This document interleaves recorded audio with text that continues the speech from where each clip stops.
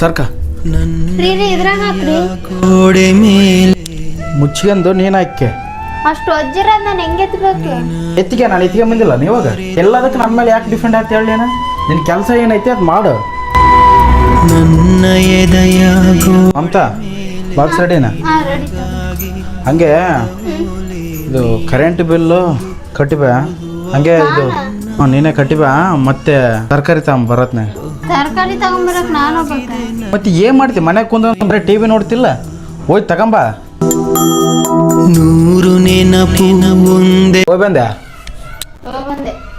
ತರಕಾರಿ ತಂದೆ ಹಾಂ ತರಕಾರಿ ತಗೊಂಬಂದಿ. Current bill cutting current bill.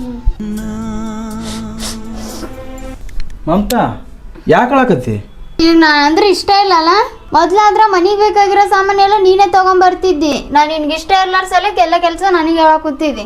ಹಂಗೇನಿಲ್ಲಮ್ಮ ಹಂಗೆ ಎದಕ್ಕೆ ಅನ್ಕಂದು ಹೇಳ ಬೈಲಿ ಕುಂದ್ರೆ ಹೇಳ್ತೀನಿ. ಏನು ಮಮತಾ ನಾನು ಇಷ್ಟ ಅರ್ಥ ಮಾಡ್ಕೊಂಡೆ ನೀನು ಈ ಮನೆ ಕೆಲಸ ಯಾಕೆ ಮಾಡ್ಸಕತ್ತೀನಿ ಗೊತ್ತಾ ನಿನ್ನ ಕೋಟ?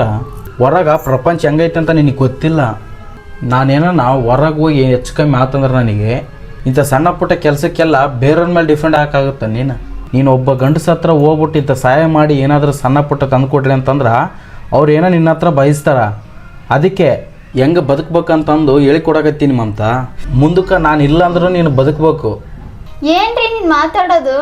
ಮಮತಾ ನನ್ನ ಮಾತೆಲ್ಲ ಕಹಿ ಆದ್ರೂ ಇದೇ ನಿಜ. ಪ್ರಪಂಚದಾಗ ನಡೆಯಕತ್ತಿದ್ದು ಇದೇ ನಿಜ. ಕಾಪಾಡಲಿಯ ದೇವ